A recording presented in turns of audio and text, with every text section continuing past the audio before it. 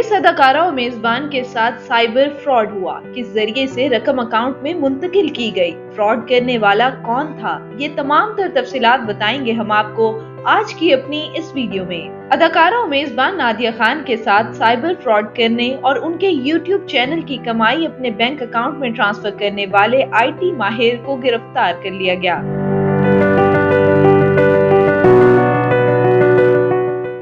FIA cyber crime ने अदाकारा नादिया खान के हैक होने वाले YouTube चैनल को बहाल करने वाले IT माहिर हमाद समी को गिरफ्तार करके मुलजिम के खिलाफ मुकदमा दर्ज कर लिया। तफसीलात के मुताबिक मुलजिम हमाद समी ने सितंबर 2020 में नादिया खान के हैक होने वाले YouTube चैनल को बहाल किया था। ताहम इसी दौरान मुलजिम ने होशियारी से अदाकारा के YouTube चैनल की कमाई अपने बैंक अकाउंट में ट्रांसफर करवा ली।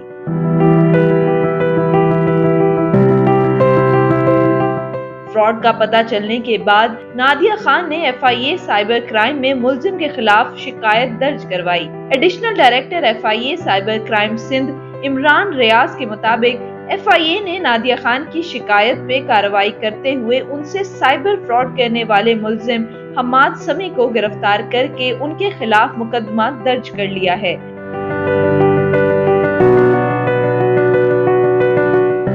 मुलजिम ने नादिया खान को सितंबर 2020 के बाद YouTube चैनल से होने वाली कमाई से महरूम कर दिया था।